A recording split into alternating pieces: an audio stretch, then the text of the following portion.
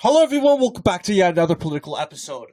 So we are back again, and boy, we have a lot of coverage to talk about because, as you know, the election is over. We're done counting, and boy, Donald Trump has a mandate to govern. Has no matter how much the Democrats want to deny that. They're basically saying, "Oh, it wasn't a red wave. He's below 50%. Look at this." Well, some sources are saying he's above 50%. Others saying he's below, but basically, barely. The popular vote, 1.6%. We basically came out and we said, "Hey, this is, what happened to your blue wave? What happened to Kamala Harris?" Uh, and it showed in our channel. We were right. We were right about everything. We said, you know what? Americans aren't that stupid to go with identity politics. We aren't. And Donald Trump has also ultimately the mandate to govern. And now we see recently in the news that the Biden administration is trying to make it more harder for Donald Trump to do his job, to make America great. They allowed Ukraine to use ballistic missiles against Russia, which everyone is hating on him about. And it doesn't matter, though. The Democrats will applaud him for that. We need Ukraine to win. No. Here's the deal, guys. Ukraine isn't going to win the war. It's done. Ukraine can't win. And Russia can't win. The war is going to continue on with a stalemate. We want to avoid another Vietnam. We want to avoid another Afghanistan. We want to avoid another long war. So let's put the brakes on it. Let's say, hey, we're going to create new boundaries and we're going to move on and expand relations. But of course, right when Trump wins, the United States is supporting more violence and escalation to this war. And they allow the immigrants to come in and allowing them not to check in anymore. You guys can skip that. You guys can come in. Meaning they don't need to identify themselves. So they're doing this on purpose. They're trying to sabotage Trump. But they don't know it, that they're hurting themselves. They're proving that, you know what? Democrats, they're mad because the American people voted to re-elect Donald Trump. Oh, shoot. The American people want Trump. You know what? We're just going to the American people voted for Donald Trump because of immigration and foreign policy. Okay? Screw it. Screw the American people. We're just going to make foreign policy and immigration even worse for them. You made the wrong choice. This is how salty the government is. But it doesn't matter what the liberals and the rhinos and Mitch McConnell and his gang throw at him. Donald Trump has the mandate to govern. He absolutely does. He has a good cabinet. We got good senators. David McCormick, don't really trust. He has a Bush rhino. He's establishment. He's going to be establishment. But I'm hoping that David McCormick will defend Trump, unlike these salty never-Trumpers in the Senate that are just too old-school GOP to even get to update and change. It's just ridiculous. But, yes, this is what, of course, we got David McCormick. We also got Bernie Moreno. Bernie Moreno. He's also a good guy to rely on. Yeah, he took out Sherrod Brown. You have to be a good Republican in order to take out Sherrod Brown. Bernie Moreno did that. He did just that. And man, he won. I mean, looking at this here, you'll see clearly that Bernie Moreno obviously represents the MAGA faction. And, of course, Donald Trump winning Ohio by a lot. Winning it by, I want to believe now, over 10 points. allow Bernie Moreno to decisively defeat Sherrod Brown by 3.6. Bernie Moreno will be a staunch defender of Donald Trump, and even the liberals know it too. Bernie Moreno will be a staunch defender of Donald Trump in the Senate. I'm looking forward to his administration. This guy it says this guy's even Colombian. Yeah, he was born in Bogota, Colombia. So this is a Colombian. He will be one of the first 2 Colombian American U.S. senators, along with Ruben Gallego, who also was elected, but he wasn't a born Colombian, though. This guy's a born Colombian. He is Colombian by birth. But yeah, they Democrats want to make and talk about how Donald Trump's going to deport migrants and Hispanics and all that stuff. Well, Bernie Moreno, they treat Bernie Moreno like garbage. You know what? And this obviously says, you know what? Democrats honestly don't care about Hispanic Latinos. They honestly don't think of them very highly. They only think of them highly when they vote Democrat. That's how it works. That's how it works with the Democrat Party. So, yeah, you got Bernie Moreno. Good guy to have in there. You also got Tim Sheehy. He was, of course, endorsed by said Donald Trump. I don't know if he will really be a staunch defender. We know for sure, and by fact, that Sherrod Brown will be a staunch defender for sure. No, not Sherrod Brown, but Tim Sheehy. Bernie Moreno will be a staunch defender, as well as Jim Justice. He's establishment, but he has always been in the conservative cause. Although for a former Democrat, you got to expect a little more centrism when it comes to that. But yes, Donald Trump has a Senate majority, and although the House is going to be pretty difficult, it is kind of going to be a little difficult. And you'll see, yeah, we got, maybe Begich will be more MAGA. We got a couple MAGA senators, representatives, but then again, we couldn't even get Jim Jordan nominated because we just have so many Never-Trumpers in the House of Representatives, unfortunately. And that's a hard reality to grasp. But obviously, this is the take here. But looking at what the Democrats are trying to say, that Donald Trump's win wasn't a landslide. And I'll tell you this, it was. And here's why. The bar of expectations are not that high for Republicans. Okay? If they win the popular vote, you know they win the electoral vote by a landslide. And the fact that you are losing cities and counties that historically vote Democrat, going, let's see, all the way to the Alaska race. Yeah, Donald Trump Kamala Harris is losing these Native American boroughs to Donald Trump. 2 years ago, these Native American boroughs came out at mass to vote for Mary Patola. How did that work in this case? Not so much. You think that these boroughs would go at mass to march for a woman of color? No.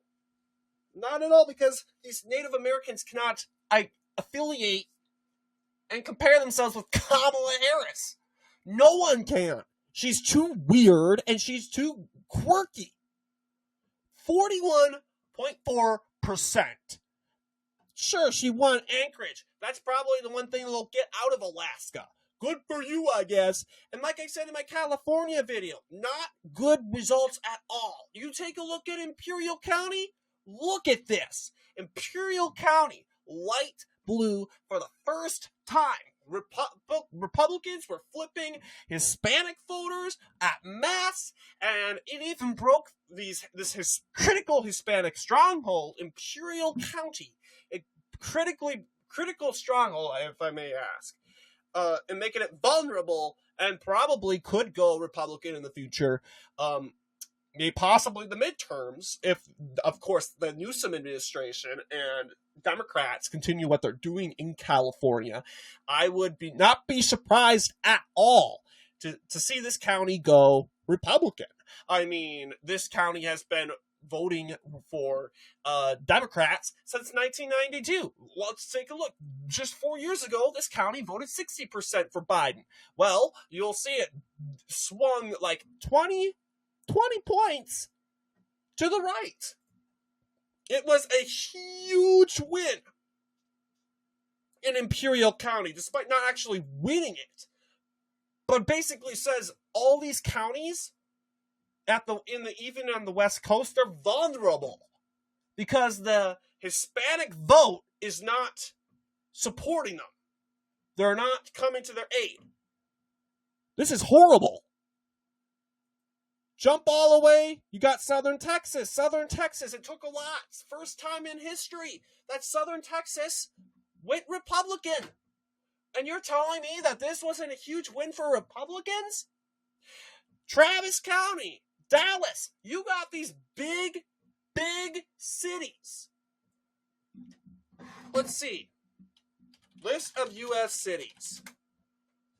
Because list of populated places. I want cities by population. We're going to take a look at the 10 biggest cities in America.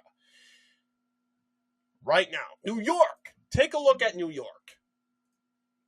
Okay, New York. Yeah, massive swing to the right. Take out 2020 and we will best compare here. I know we did this. We talked about this in our series, but we'll review it again. Look at Queens. It's now in the 60 percentage points. Before, actually, I think it's 70. Is it 70? Nope, it's 60%. 60%. Queens, King County, 80%, 70% now. Bronx, 70%.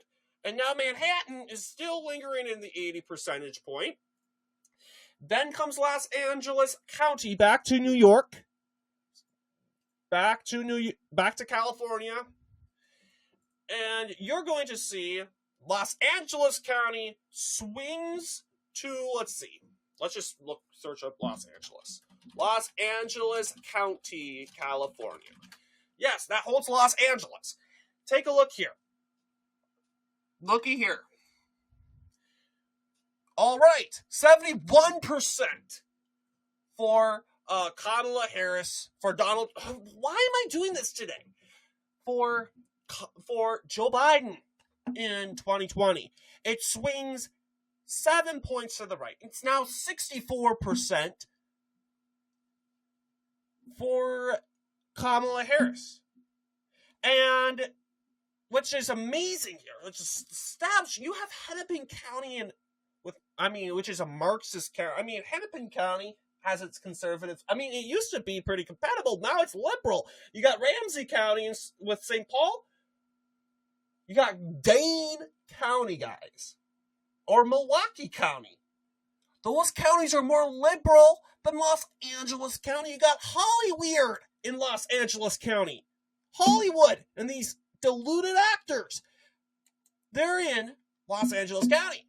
They're turning against the secular culture. That's because giving it to the Latino vote, but Los Angeles County is a majority of a Hispanic county. That did really impact the Hispanic vote in California. It really did have an impact, I may add.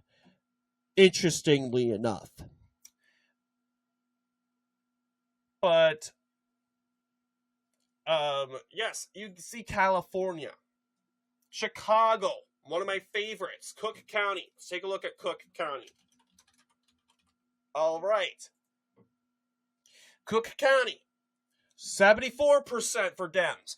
A 5-point swing in 2024. It's now voting Democratic by 69%. Still more conservative than Hennepin County and other Midwestern counties.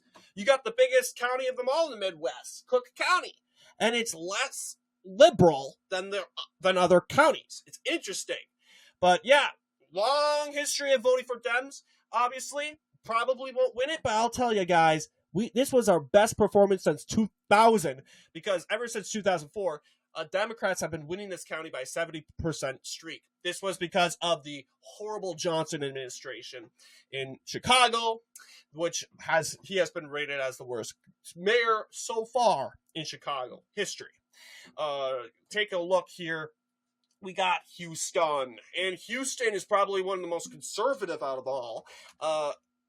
This is Harris County, Kamala Harris, and you'll see, looking at Harris County history, you'll see very compatible. Actually, out of the bunch, it was more of the conservative, but you'll see, it showed better and most exciting results in 2016 for Hillary Clinton.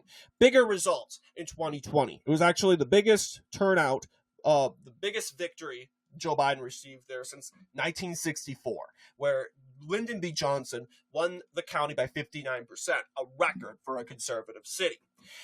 Then his predecessor, Kamala Harris, namesake of the county, goes and totally does a plop performance. Horrible performance. Worst performance since 2012. That said, Trump could have won this county, and possibly we could win it in the future. I could see in some scenarios you get a really bad Democrat, maybe like a Jamal Bowman. Imagine if Jamal Bowman ran in this election. He would definitely lose Harris County. It's gone. Bye-bye. But yes, Harris County, horrible results there, 55% to 51%. Phoenix. Take a look at Phoenix here. In Maricopa County, the biggest county that Republicans won. You'll see, long history for Republicans. This county decisively voted for Trump by 4 points. This has Phoenix. This is insane. Phoenix has millions of people. It's the 5th biggest city, and it voted Republican by 4 points. I thought for sure maybe Maricopa would continuously staying Democrat. I mean, Anchorage stayed Democrat, Orange County stayed Democrat, but Phoenix went to Trump by 4 points. It swung by actually 7 points to the right, if you actually think about it. And you would definitely think this was a county that I was concerned about when it came to suburban women. Along with, in other cases, just the abortion issue was huge in this county, and it did not resonate to the people and those voters in that county specifically. Philadelphia has less people than Phoenix. Let's see how Philadelphia voted. Philadelphia, which is, of course, a consolidated city-county itself. Government, politics, obviously huge turnout there. Radios, okay. Are you going to tell me politics in the county? Or are we... I see.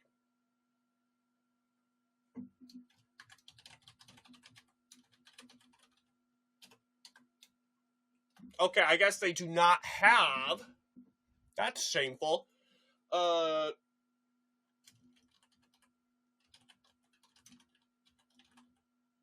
Philadelphia County, Pennsylvania. Okay, it's a different one now. I guess this is a separate article. But let's see. Yes, we got politics. Okay, there we go. Yeah, 4-point swing to the right. 81% in 2020, 78% in 2024. Just 7 more points liberal than Hennepin County. Not that off. If you really do think about it. San Antonio County and Bexar County. San Antonio, Bexar County. You would think this county would be very compatible. Bexar County. Because then again, San Antonio is the biggest Hispanic city. You'll see 41% of whites. While alone, you got Hispanic and Latino, 49%. Actually estimated, it used to be 54%, 58%. It used to be a huge Hispanic city. But this city just voted for, this whole county voted for Trump, for Kamala Harris by 54%. Trump gained 4 points. And then again, it's a city. You get a lot of liberal Hispanic voters there. Okay? But still, a huge win compared to Biden winning the city by a landslide in 2020. I mean, the county, I need to clarify. San Diego. Now, San Diego wasn't that different, to be honest. San Diego County, California. Not that really different. It has San Diego here. But yeah, actually, this was probably the only county that Kamala Harris seemed to gain it. I don't even know if this is official, because I thought, looking at NYT, it was at 57%. But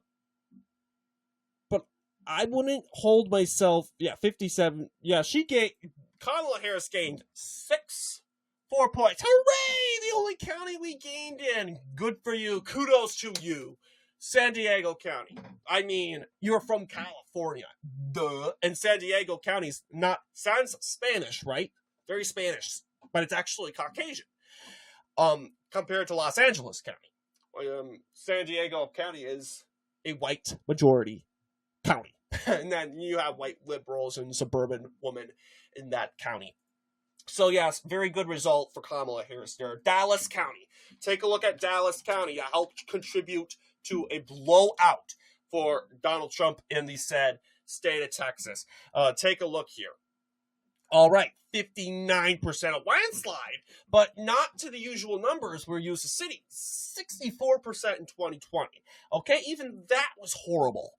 Horrible result for Kamala Harris in that said county. Jacksonville, don't even get me started with Jacksonville, Florida. Jacksonville, going all the way up here, in Duval County. It is a consolidated city county. Let's go ahead and click Duval. Duval County. All right. Yeah, it was close. Very close. Technically, Phoenix seems to be a little bit more conservative. In the gubernatorial race, you'll see 55.44% for the Ron DeSantis. They had if Duval could have reached Ron DeSantis numbers, Trump would have won by like 59, 60% in the state of Florida. This was huge. And overall, the fact that you got new swing states, I thought for sure if Republicans won this, it would be bittersweet, because that meant that, you know what, the Democrats would likely win in 2025 with the New Jersey gubernatorial race, the Virginia gubernatorial race. But it even got better for us, because what we're looking at right now is New Jersey, Virginia. They're swing states. They're basically swing states now, compared to what the state was and now what it is.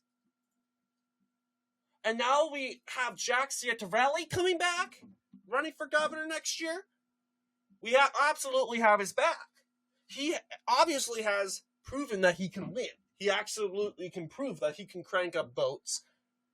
He overperforms by a lot, and we could possibly win in this state if the continues to trend right over the course of next year. And it's a very, very possible and very likely that Democrats will keep the seat.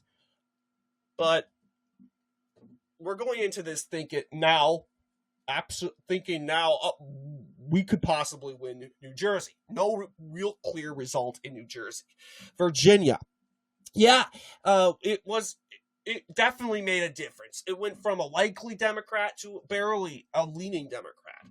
Then again, like I'm saying, a lot of Virginian suburban woman, I would bet you anything, helped Kamala Harris go from a tilting Democrat in the state of Virginia. That's why Virginia Beach is blue still. But you got all this.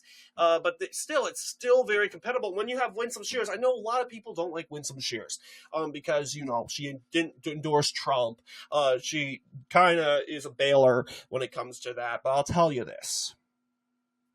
We got to recognize Virginia is still a blue state. It's a swing state. Sure, it's a battleground. I can't say swing state because it hasn't swung Republican. In gubernatorial race, yes. But it's a battleground state. It's a battleground state, but you have to recognize the climate there. The climate is more favorable to liberals.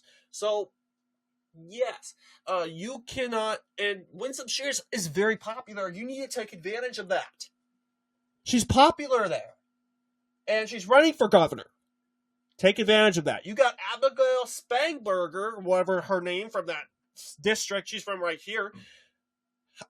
Congresswoman Spanberger, whatever. I'm saying it wrong. Sprangleberger? I don't know what it is. Abigail Sprangle Tangle, whatever her name is, running to, and she could possibly be the next governor.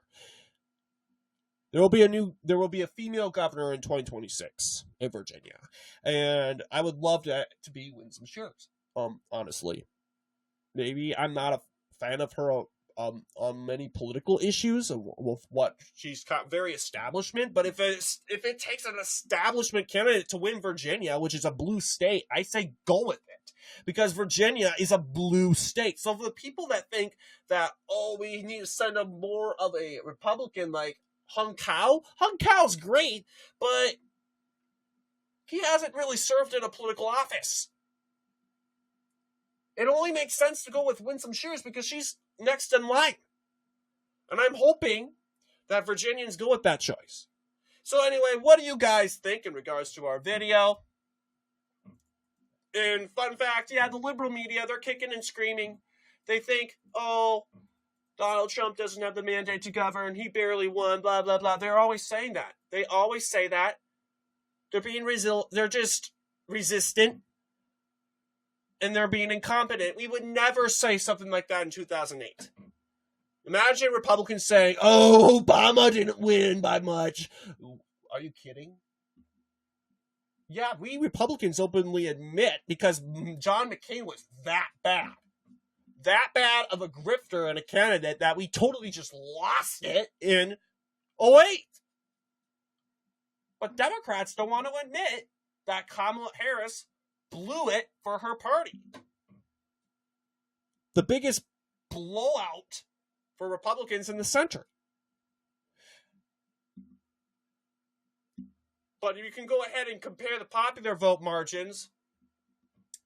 Let's go. Yeah, I'm going to go ahead and look at 2004 elections, United States elections. I want to compare the popular vote win to 2004 to 2024.